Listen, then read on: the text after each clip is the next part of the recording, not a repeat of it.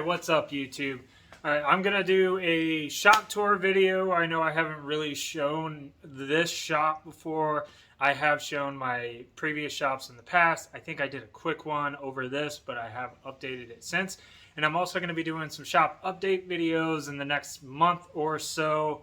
I'm going to be getting new tools in and adjusting some of my workspace to allow those tools to fit in here and stuff. I'll do videos on those tools when I get them. Real extensive stuff to kind of, go over the value that the tool is offering. So right now, I'm just going to show you around the shop the most important tools, what I do, how I have things set up, and the reasons behind it. Anyway, thank you. Check the video out. Alright YouTube, so we're going to start at the forge. This is the Majestic 3-burner Deluxe. Sorry, I got stink bugs everywhere. I live in the Midwest. I went with the 3-burner Deluxe from Majestic because of the price. It's basically an economy forge. You're going to pay about $500–600 for this specific forge. I had a home built before. The orifice holes that I drilled in my burners were a 32nd, which is much too big. So you're dumping fuel in and it's not fuel efficient. This is much more fuel efficient. I would suggest putting yourself some shelves on both sides so you can put fire bricks, and I would also suggest lining this with like Castlelite and ITC 100 or Satanite and ITC 100 so that way it's more efficient and lasts longer. I just did Satanite and I'm having some of it pop off, so I'm going to have to reline this forge before too long. Like I said, this is an economy forge, $500–600. These burners work great. They're all adjustable. They say that you should really run all burners in the forge because the heat can damage the nozzles, but if you take fire bricks and you partition off one of the burners, you can turn this to a 2-burner or 1-burner forge. Right here I got just scrap steel, some railroad spikes. This is my primary anvil. It is a 112-pound German Brooks with the 75-pound anvil stand, and then just kind of, I'll do something in the future where I make a new stand for this, a wooden stand for this. This is my wood cutting bandsaw. It's a Delta Milwaukee Homecraft 10-inch. It's a 10-inch bandsaw. It works great. I had to do some adjustments. I had to fix some stuff up. It's not the best bandsaw in the world, but it is a vintage piece, so it's kind of cool. And it works for what I need it for. I have all my propane storage over here. I keep my primary hammers down there with a couple swage blocks. I don't know if you can see this with the angle. I'm going to go ahead and change the angle. Alright, so this is the opposite side of the side I just showed you where my primary anvil and forge is. It's only about 2 steps away from the forge. Everything is kind of close to the forge. You kind of want to create this triangle where everything makes sense in relationship to the forge. You don't want to take too many steps away from it. I have my forge at the garage door opening so that way there's not too much heat dissipating into the shop. And that's really important during summer months. This is my primary leg vise. I have another one down there that is not on the stand. That's a future project. I have some of the steel for that. I need to get a few other things, but this is about a 120-pound leg vise, and it's on this steel tube that's been fashioned. I bought it all this way. You know what, this leg vise probably weighs closer to 150 or 170. I haven't actually weighed it, but this whole I can't lift this. I had to take this apart from the stand and from the actual, I had to take the leg vise apart to get everything in place and mounted. I was not able to get it in here even with the dolly, and I was also working in the winter over snow trying to move everything. The leg vise I have down here is a 75-pound leg vise. All of my projects are usually here. I keep them separated based off of what's heat treated and what's not. Right now I don't have very much heat treated. These are all basically normalized and ready for hardening. I have some steel down here for future projects. This is one of my teaching anvils once I start classes. This is a Queen Dudley. I think it's 110 pound. It's about as heavy as my primary anvil. Smaller horn, stouter waist, I think. And then this is an NC Tool Anvil 75 pound Farrier's anvil. This was one of the first actual anvils I got. So this is another teaching anvil. A lot of horn, not a lot of waist. So this isn't the best anvil to get to use for forging. And as you can see, I have all my tongs and some of my hammers lined up here, and I'll be making a tool rack in the future. That's another video. This is the LB18 even heat with the tap control, silent drive, solid state. So this is the Cadillac LB18. This is the best one you can get at this size. I probably should have got a longer one, but it's 220, and this is what I heat treat everything out of. Gives me a really precise heat treat. Works really well. You have to watch out for the thermocouple on the inside. That's kind of my only complaint, is it's right in the middle, hanging down about 2 inches. So if you hit it with a knife, and if you nick the actual wire, the thermocouple, it will read off. It's not a big deal. They're cheap, and if you let Even Heat know that it's not reading right, they'll send you a replacement. This is my wind dust collector. It's a 2-horse, I think. It's either a 1.5 horse or a 2-horse dust collection system. It works pretty well. It's not the best one in the world, but if you're just trying to collect wood dust, it's going to do the job. Not much else I can say about it. Make sure you have your proper hoses and stuff like that. Yeah, I think that's it for this area. I just have some storage there, my quench tanks, kerosene. I use kerosene for forge welds. Let me move that out of the way. And we'll move on. Okay, so this is the primary workbench. I have the swag table with the DeWalt portaband. I tend to just buy the portaband bandsaws from Menards or from Harbor Freight. Those seem to be just as good as Milwaukee or DeWalt or any of the other portaband brands. And I've actually found that with Milwaukee, where they have the weld seam, they do a very poor job, and you get a lot of rocking from the blade, a lot of kicking. So I just get the cheap ones, and they do just as well. And you get a 3-pack for the same price that you get one from Milwaukee. This is a Delta Shopmaster wood belt sander. It's not the best thing in the world. I'm going to be replacing this tool hopefully with a larger wood sander. But it works for now, getting some of my blocks close to true without having to ruin belts on my 2x72. And then this is the Harbor Freight 12-inch disc grinder. This is another tool that I'm going to be replacing in the future. I hope to get a 9-inch disc grinder with a VFD, so I can and a good work rest that's nice and adjustable, so that I can really get things dead flat and do a lot more with it than this.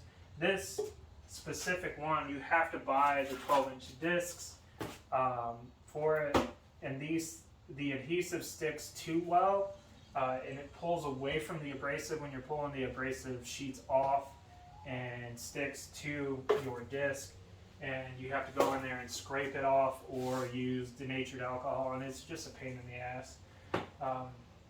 As you can see, I have a hose hooked up to this, but I can move it to the other sander just like that. It's a real simple setup. And then I have the 2x72. This is my home built one. It is the double barrel up and bottom belt sander. I've got a contact wheel attachment and a work rest. It's not the best in the world. I did not remove the seams from the inside of this tube so it can twist up on me. It is a 1.5 horse direct drive single speed belt grinder, but all of my knives have been made on this other than the 1x30 I started out with. So it works pretty well. I will be getting a new belt grinder here very shortly, and I'll be doing a build video on that. I'm going to be condensing this workbench down because I feel like the depth of this is too deep, and I'm not using any of this space behind here, so I would rather have the foot space, the walking space, and that'll allow me to have more stuff in this center area. Alright, so we're going to move on to the center island. So I have this Craftsman shop vise with a cast iron stand. I use this primarily for welding or straightening tangs and stuff like that. I have brass or copper plates in here so that it doesn't mar finished steel. I have this. This is a Husky and this is a Craftsman toolbox. I keep all of my angle grinders and stuff in here, as well as my circular saw and sawzall. And I don't really keep much in this box here. This is my welding setup. So it's a titanium. This I got it at Harbor Freight. You're gonna see I have a lot of cheaper tools. This is a decent welder, a very decent welder actually. It is 220. It does have argon, so I'm getting very solid welds with this. And then I have a Chicago Electric welders toolbox, rolling cart or whatever you want to call it. All right, let's move on to this section here. I'll back you up so you can really see. I'll even run the tire hammer for a second. So this is the Clay Spencer style tire hammer. I got it from Curtis Herman down in Oklahoma. These are the most economic power hammers you're gonna get. This one in particular was $3,600. I had to pick it up, but it's still worth every penny. It's got a 75-pound ram, or a 70-pound ram, and that includes the weight of the die. So if you use a thinner die or something like that, the weight's going to be a little less. And then it has the 8-inch diameter anvil base, and the anvil base weighs about 520 pounds itself. And that's where you want all of your force anyway. So if you have the heavier walled one, it's not helping you move material any better. It's just a stouter machine or heavier machine.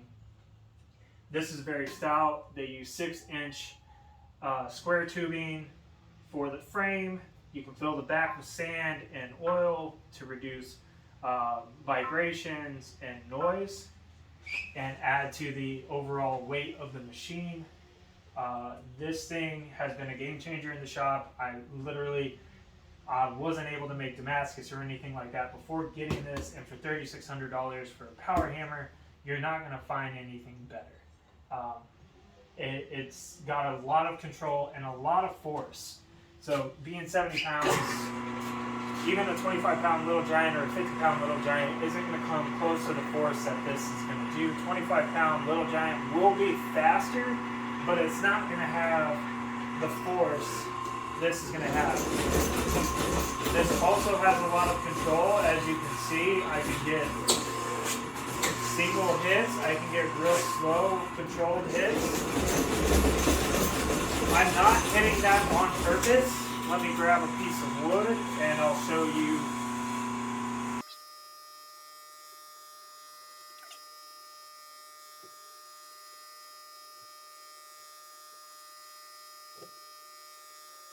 So this is a dirty 2x4. We'll start here.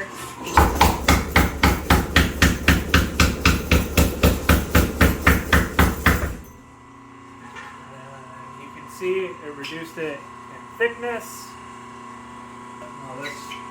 You can forge really thick material on this. You have about a 9-inch clearance.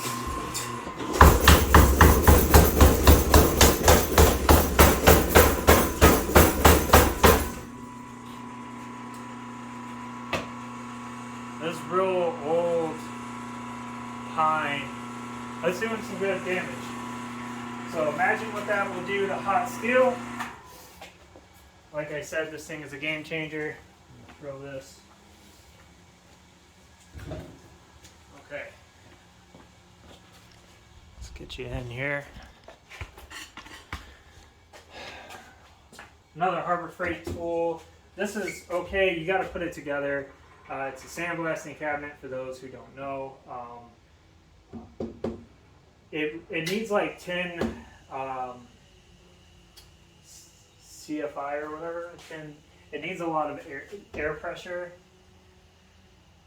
It needs 125 max air pressure, but that's pretty common. And it needs like 10 CFI. And I just have this small 10 gallon. Or 10,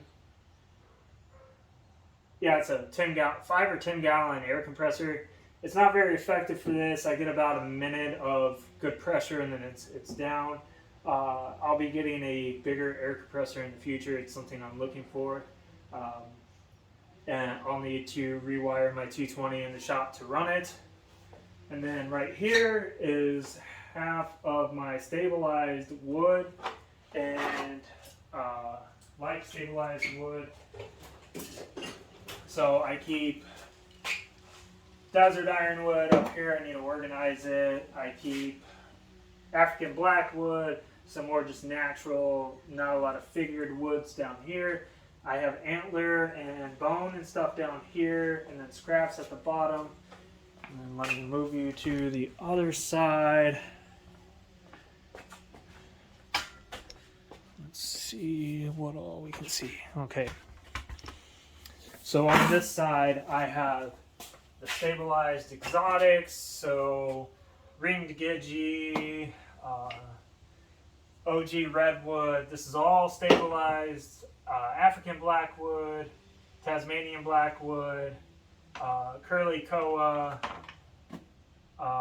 curly mango, curly walnut. Some of this is stabilized by me, some I have procured from other people. This is all the colored, dyed stuff. This is all synthetic stuff like G10, micarta, vintage micarta, resins, carbon fiberglass stuff, G-carta, even plastics. So these are recycled plastics. And then at the bottom I have some mammoth teeth, a bunch of liners and spacer materials, and then over here is where I keep my steel stockpiled. I try to organize it. So stainless up here, stainless and Damascus up here, W2, 80 CRV2, my round stock, which is 1084, 1085, and W1. And then down here, I think it's Damascus making stock, so 1084 and 15 and 20. And then I have pen stock and scrap metal and brass and bolster stock. And then at the bottom is some more scrap steel. And then I have spring steel for older stuff or recycled knives. Right here, I have my raw wood collection. So this is all stuff that needs to be stabilized. I have my chop saw and table saw there. I don't pull that out too much. I don't like using that equipment. I'm not a woodworker. Here's the back of this little island has kind of my glue up station, so you can see all of my clamps are on this cart, as well as the epoxies and stuff like that. It's a mess, but gluing up is a mess. This is the more precise station. So this is an important station. Order sheets right here. So this is my granite surface plate with the height indicator, height gauge. This is very important for marking precise bevels, finding center points and stuff like that on wood, making sure things are dead flat and stuff like that. This is a toolbox that has a bunch of other tools from when I was an industrial maintenance technician, but all of them are applicable to what I do in the shop. This is an arbor press. I have 2 of these. I'm going to find a place to mount these permanently. I use these for the eyelets on Kydex, and that's primarily it. I don't like pushing pins in through these. What I'll do with pins is make sure that I have the slots nice and bored out properly. I'm not sure that's the proper term, but whatever. This is my Rockwell hardness tester. Let me see if you guys, let's just adjust the angle. So this is my Rockwell hardness tester. This will test within 0.1 of a hardness point. This thing, it was seized up when I got it. I unseized the cylinder and it works perfectly. I have testing discs, so I know this thing is very accurate to the exact point, like 000 accurate or 001 accurate. I use this on almost all my stock removal batches. Forge stuff, you need a flat. If you have a flat tank, you can use that. Integral stuff is the same thing. If your tank is flat and long enough, you can use it. If you quench it with the rest of the blade. But this thing helps you dial in your heat treat. So this, along with the kiln, is very important. All right, we're going to move on to the other workbench. Adjust up. Okay. All right, this workbench, I've got 2 drill presses. This one, I pretty much keep one of these chamfering or deburr tools in it. And the reason being is the drive pulley are plastic, and the back pulley, the bottom rung broke off, so it can't go to the slowest setting. This is an old drill press. It works okay. I would suggest anybody starting out, you'll pay the same price for this drill press as you will for this one. But if you're just starting out, this one's much more important. This drill press is from Win. You can get it on their website. It is the 12-inch drill press. I think this one's 10. This is 12. The reason I think this is a very good drill press is because of the variable speed. So I can take this up to 3,100 RPMs, and I can go as little as 500 RPMs. That's very good if you're working with wood and steel at the same time. You need to work wood faster than you do steel. Steel is very slow. Also, if you're working with brass or aluminum or something like that, you can make quick on-the-fly adjustments with this machine that you can't do with a normal drill press. Most of these are step pulleys. You got to open it up, loosen a bolt, move the belt onto the corresponding pulleys to adjust the speed. Whereas this, it's got the locking pulley system, so it can move in and out, adjusting the width of the pulleys, creating a variable speed drill press. It's very good. As far as a beginner drill press, it is, in my opinion, the best one you can get because of that function. The only thing better than the drill press that has variable speed is a mill that has variable speed. I have this crappy buffer I don't like to use because they're dangerous. I would suggest to not use them if you don't have to. They are not the best thing in the world. I have another small dust collection system that I use for my drill presses to try to keep this area clean. This is the Dust Deputy bucket system. So I got a bucket vacuum in this bucket. So there's really nothing in this bucket. All of the debris falls inside this bucket, and this just catches small particulates. I have the Win sharpening system. As you can see, there's kind of a theme going in my shop. I have a lot of Win tools. I think for the price of all their tools and the functionality that you get with that price, they are very good. This sharpening system works really well. It's very similar to the Tormex system. I'm not going to say it's as high quality, but it does work very well to sharpen knives at a very precise, repeatable, and controlled angle. With this bar and the clamping tools, got a little shop fridge right there. And then back here is my dirty workbenches. Let me see if I can get an angle to where they're both in camera. Okay, so I do hand sanding here. This is a tool I'll go more in depth about later on. This is my leather workbench. Pretty much only do leather on this bench and then hand sanding at this vise.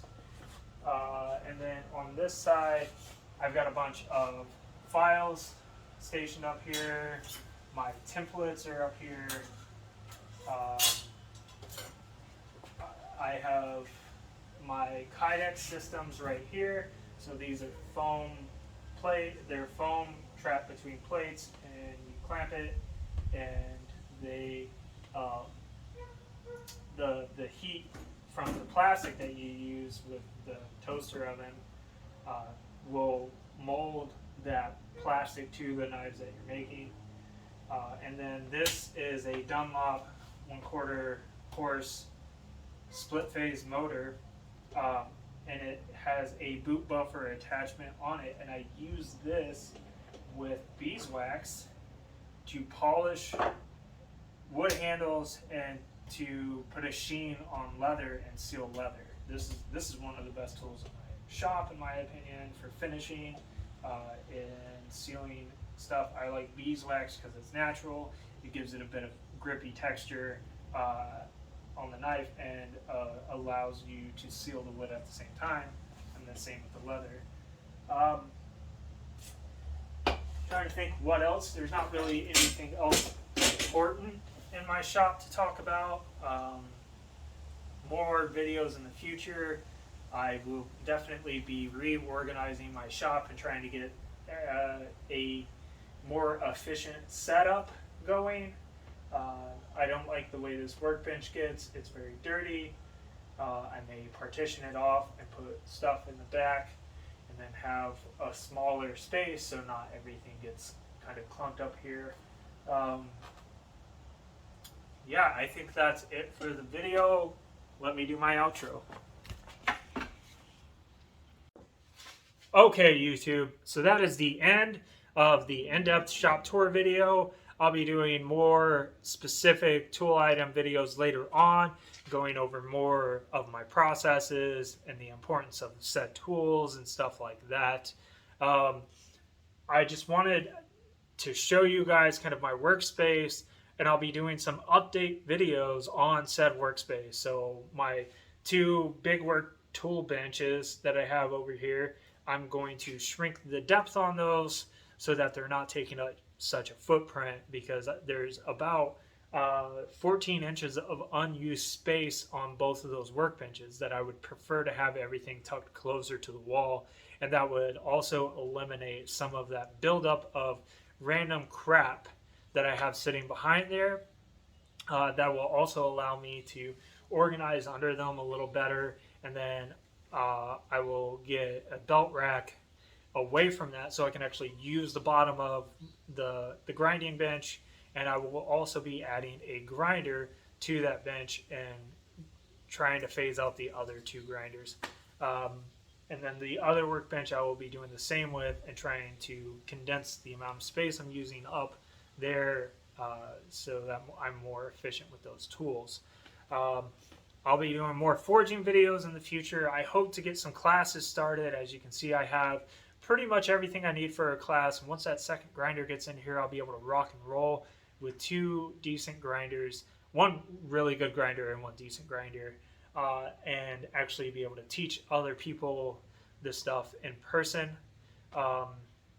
If you guys have any questions about any specific tool or any specific thing you saw in my shop, go ahead and send me a message, drop in my DMs on Instagram.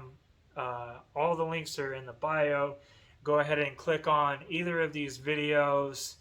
Please like and subscribe and hit that bell notification. It really helps the channel out. Anyway, catch you guys later.